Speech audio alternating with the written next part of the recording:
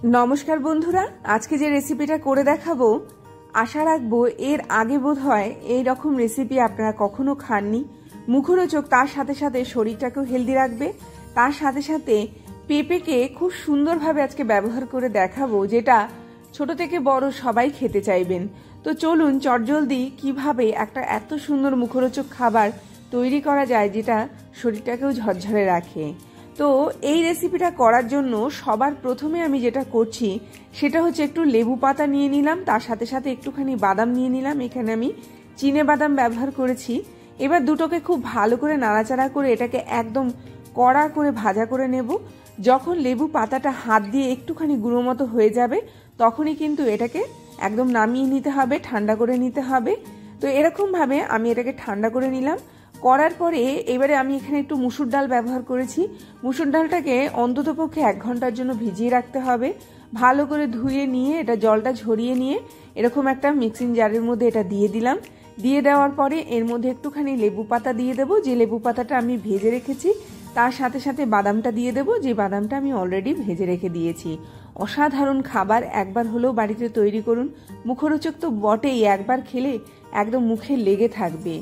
এই পেস্টটা তৈরি করার সময় সামান্য একটুখানি রসুনও আমি এর মধ্যে ব্যবহার করলাম। আমার এটা কিন্তু একদম রেডি হয়ে গেল। এবারে একটা মিডিয়াম সাইজের আলুকে আমি একটুখানি গ্রেট করে নেব, বা হাত দিয়ে একটুখানি পেস্ট করে নিলেও হয়, তবে গ্রেট করে নিলে বেশি ভালো হয় এবং এটা খুব সুন্দরভাবে কিন্তু একদম মিশে যাবে। তো আলু দুটোকে মানে একটুখানি সেদ্ধ করে নিয়েছিলাম 2 টুকরো করে। এবার এটাকে এরকমভাবে একটুখানি আমি গ্রেট করে নিলাম। এবার গ্রেট করা আলুটা, এই যে মুসুর ডালটা আমি পেস্ট করে রেখে দিয়েছি, সেই মুসুর ডালটার মধ্যেই কিন্তু আমি এটা পুরোপুরি দিয়ে দেব। এইভাবে রান্না যদি আপনারা করে খান তাহলে প্রতিদিনকার লাইফে একটু অন্যরকমের খাবার তো পাবেনই, তার সাথে সাথে একটা মুখরোচক খাবার পাবেন এবং তারও সাথে সাথে একটু অন্য ধরনের সবজি, যেমন ধরুন এখানে আমি পেঁপে ব্যবহার করলাম, আপনারা অন্য কোনো সবজি দিয়েও কিন্তু এটা তৈরি করতে পারেন। এবার এটাকে আরও একটুখানি টেস্টি করে তোলার জন্য একটু টমেটো দিয়ে দিচ্ছি, একটুখানি পেঁয়াজ দিয়ে দিচ্ছি। দেখুন টমেটো, পেঁয়াজ আর পেঁপেটাকে আমি লম্বা লম্বা করে কিন্তু কেটে নিয়েছি যাতে দেখতেও সুন্দর লাগে এবং এটা যখন সেদ্ধ হবে খুব সুন্দরভাবে যাতে সেদ্ধ হয়। কিছু গুঁড়ো মশলা আমি অ্যাড করলাম, একটু হলুদ গুঁড়ো দিলাম, একটুখানি লাল লঙ্কা গুঁড়ো দিলাম, একটু আমচুর পাউডার দিলাম, একটুখানি কালো জিরে আমি এখানে দিলাম, একটুখানি নুন দিলাম। অসাধারণ গন্ধ আসবে, অসাধারণ খেতে লাগবে। একবার অবশ্যই বাড়িতে বানান, বিশেষ করে এই সময়ে এই ধরনের খাবার খেতে কিন্তু খুব ভালো লাগে, মুখে একটা রুচি নিয়ে আসে।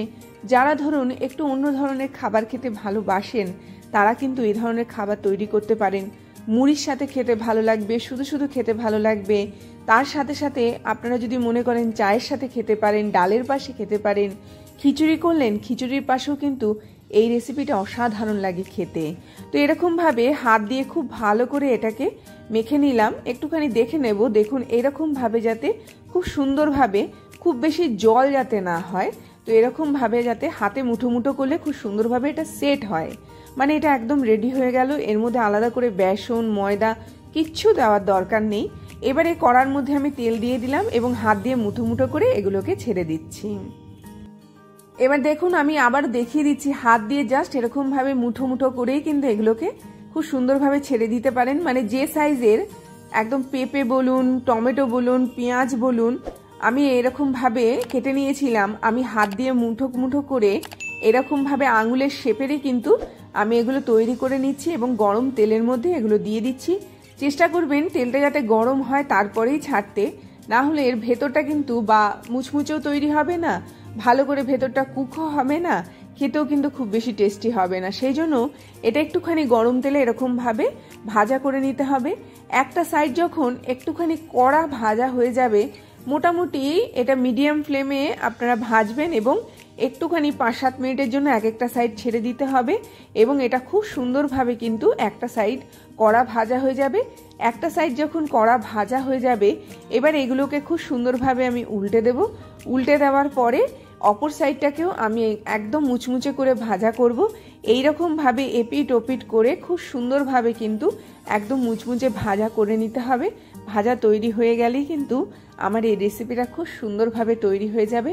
এবারে আপনারা গরম ভাতে ঘিয়ের পাশেও এটা খেতে পারেন, একদম খুব সুন্দর খিচুড়ি, গরম গরম খিচুড়ি তৈরি করেও খেতে পারেন, সন্ধ্যের সময় স্ন্যাক্স হিসাবেও খেতে পারেন।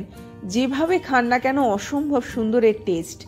এটা গেল আমি একটা পদ্ধতিতে এটা ভাজা করে দেখাচ্ছি, যেটা লম্বাটে টাইপের। আপনাদের যদি মনে হয় আপনারা কিন্তু গোল শেপেরও খুব সুন্দর তৈরি করতে পারেন। আমি প্রথমে লম্বা শেপটাকে আপনাদের করে দেখিয়ে দিচ্ছি। এটা যখন একদম কড়া ভাজা হয়ে গেল, আমি এটাকে তুলে নিচ্ছি এবং এর যে এক্সিস তেলটা আছে একটুখানি টিস্যু পেপারে আমি তুলে নেব, যাতে করে এর এক্সট্রা তেলটা পুরোপুরি যাতে বেরিয়ে যায়। তো এরকমভাবে অসম্ভব মুখরোচক একটা খাবার আপনারা ঘরে থাকা সাধারণ জিনিস দিয়ে কিন্তু তৈরি করতে পারেন। এবারে দেখুন আমি গোল গোল করে এর মধ্যে দিয়ে দিচ্ছি। আপনারা গোল গোল করেও তৈরি করতে পারেন, 2 রকম 3 রকম নানা ধরনের শেপের আপনারা তৈরি করতে পারেন। এবং এইরকমভাবে একটুখানি গরম তেলের মধ্যে দিয়ে দেব এবং এটাকে মোটামুটি মিডিয়াম ফ্লেমে খুব ভালো করে ভাজা করে নিতে হবে, এপিট ওপিট করে। এইরকমভাবে একটা সাইড যখন হয়ে গেল, আমি একটা চামচ দিয়ে এগুলোকে জাস্ট উল্টে দিচ্ছি এবং অপর সাইডটাকেও খুব ভালো করে একদম কড়া ভাজা করে নিতে হবে। মিডিয়াম ফ্লেমে ভাজা করলে কি হবে, এর ভেতরটা পর্যন্ত খুব সুন্দরভাবে একদম কুক হবে এবং যখন খাবেন তখন এত অসাধারণ লাগবে এটাকে খেতে।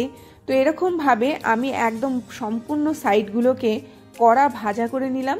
কড়া ভাজা করে নেওয়ার পরে এবার এগুলোকে আমি আস্তে আস্তে তুলে নিচ্ছি এবং এটারও এক্সিস যে তেলটা রয়েছে সম্পূর্ণ তেলটাকে আমি একদম বাদ দিয়ে দেব। বাদ দিয়ে দেওয়ার পরে এইবারে কিন্তু খুব সুন্দরভাবে আপনারা পরিবেশন করতে পারেন। যদি মনে হয় আপনারা টক দইয়ের যে রায়তা হয় সেই রায়তা তৈরি করেও খেতে পারেন, স্যালাড দিয়েও খেতে পারেন, অসাধারণ লাগবে। তারও সাথে সাথে একটুখানি একঘেয়েমি খাবারের থেকে একটু অন্য রকমের খাবার তৈরি করেও আপনারা খেতে পারেন। এগুলো বড়াগুলো তৈরি করে নিয়ে আপনারা গ্রেভি তৈরি করে তার মধ্যে বড়ার ঝাল হিসাবেও খেতে পারেন। তো এরকমভাবে দেখুন আমি টিস্যুর মধ্যে এগুলো তুলে নিয়েছিলাম যাতে এক্সেস তেলটা একদম বেরিয়ে যায়। এবারে এরকম একটা আমি পাত্র নিয়ে নিলাম, তার মধ্যে আমি এগুলোকে সুন্দর করে সাজিয়ে পরিবেশন করছি। এইরকমভাবে যদি পরিবেশন করেন তাহলে কিন্তু দেখতেও ভালো লাগে, খেতেও ভালো লাগে। এর মধ্যে পেঁপে রয়েছে, আমরা সবাই জানি পেঁপেও কিন্তু শরীরের জন্য খুব ভালো। অবশ্যই এই ধরনের রেসিপি তৈরি করে খান। বাইরের চপ সিঙ্গারা এগুলো না খেয়ে যদি ঘরেই আমরা সাধারণ কিছু জিনিস দিয়ে এরকমভাবে তৈরি করে খেতে পারি তাহলে কিন্তু বাইরের যে তেলটা সেটা কতদিনের পুরনো আমরা নিজেরাও জানি না, তার থেকে ঘরে কিন্তু এরকম একটা টাটকা খাবার আপনারা পেতে পারেন। তো অসাধারণ এই রেসিপিটা অবশ্যই বাড়িতে তৈরি করুন। ভেতরটা দেখিয়ে দিচ্ছি, দেখুন কত সুন্দর লাগছে দেখতে। এই বলে আজকের মতো বিদায় নেব, আবার আসবো একটা খুব সুন্দর ভিডিও নিয়ে। ততক্ষণ সবাই ভালো থাকুন, সুস্থ থাকুন, দেখতে থাকুন বৃষ্টির রান্নাঘরে। অবশ্যই চ্যানেলটিকে সাবস্ক্রাইব করবেন।